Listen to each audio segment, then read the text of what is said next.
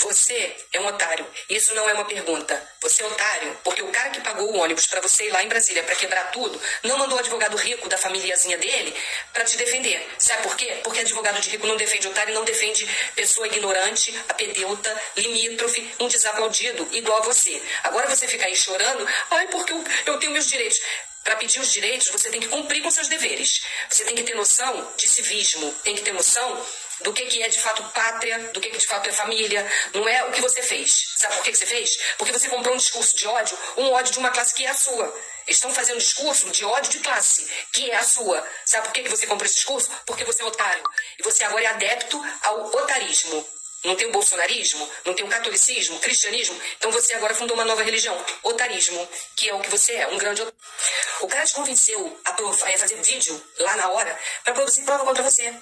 Porque ele sabia que você era otário. Falou, vou te pagar um ônibus, vou te pagar uma refeição. E você achou, eu vou passear em outro estado. E aí chegou lá, você produziu provas contra você. Quanto mais você produz prova contra você, mais alivia a barra dele. Sabe por que ele conseguiu te convencer disso? Porque você é um otário. Você é um mané. Entendeu? Você é um comédia. Você é um vacilão. Entendeu? Você é um pobre que tem certeza que pertence a uma classe ao qual você não pertence. Você tem necessidade de pertencer. Você tem necessidade de satisfazer o seu desejo pessoal. Só vou aceitar a eleição se o meu candidato ganhar. Cresça. Você não é mais criança. O mundo não gira em torno de você e do seu candidatinho, não. Candidatozinho. Não gira. E olha só, a era dos otários acabou, tá? Eu sei que muitos lembram desse vídeo e muitos não vão lembrar, nem vai saber que esse vídeo um dia existiu em janeiro de 2023. Janeiro de 2023 ficará marcado como uma das cenas mais contraditórias da história recente do Brasil. Milhares de pessoas simples, trabalhadores, aposentados, desempregados, pequenos comerciantes, gente comum, viajaram até Brasília, movidos por um discurso inflamado de patriotismo, salvação nacional e de combate a um inimigo imaginário. Muitos venderam pertences, gastaram o que não tinha, dormiram em barracas e acreditaram que eles estavam ali participando de uma espécie de missão histórica em defesa do bolsonarismo, da extrema-direita e até de um possível rompimento institucional com o sistema. O resultado foi um país assistindo perplexo à destruição das sedes dos três poderes, numa explosão coletiva de radicalização política. Mas existe uma pergunta que ecoa desde então. Onde estavam os verdadeiros arquitetos daquela narrativa toda?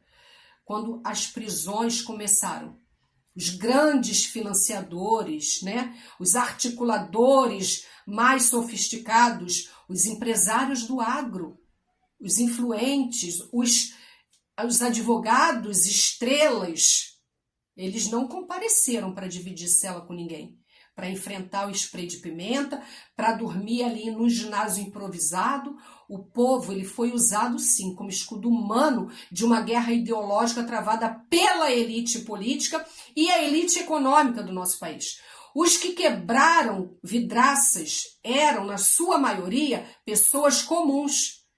Os que ajudaram a alimentar o caos permaneceram protegidos por escritórios com ar-condicionado, bons sobrenomes e relações de privilégios. A ironia cruel é essa. Muitos daqueles manifestantes acreditaram lutar contra o sistema, quando na prática serviam justamente aos interesses dessa parcela poderosa desse mesmo sistema. A extrema-direita brasileira conseguiu transformar a indignação popular em combustível político, enquanto os verdadeiros centros de poder permaneciam intactos. Quando o risco jurídico apareceu, o discurso heróico evaporou. A massa ficou aí com os processos, as condenações, tornozeleiras e o abandono. Agora o cenário reaparece sob outra forma. Os mesmos setores ligados à elite econômica e política tentam barrar mudanças trabalhistas que ameaçam privilégios históricos, como o debate sobre o fim da escala 6x1. Mais uma vez, o conflito revela uma divisão antiga no Brasil. De um lado, trabalhadores exaustos, sufocados por jornadas que consomem a sua saúde física e mental. E do outro lado, grupos que defendem a manutenção de um modelo em que o descanso, a qualidade de vida, o lazer, o direito ao estudo, ele continua sendo tratado como se ele fosse luxo. E luxo é para poucos. A história brasileira parece repetir um padrão perverso. O povo é constantemente convocado para defender interesses que não são os seus. Seja um discurso patriótico, uma guerra cultural ou um debate econômico. A elite frequentemente consegue convencer parte da população de que lutar contra os seus próprios direitos é uma forma de liberdade. Olha que absurdo! Enquanto isso, quem vive da força de trabalho, a força do trabalho, ele continua enfrentando longas jornadas, baixos salários e poucas garantias.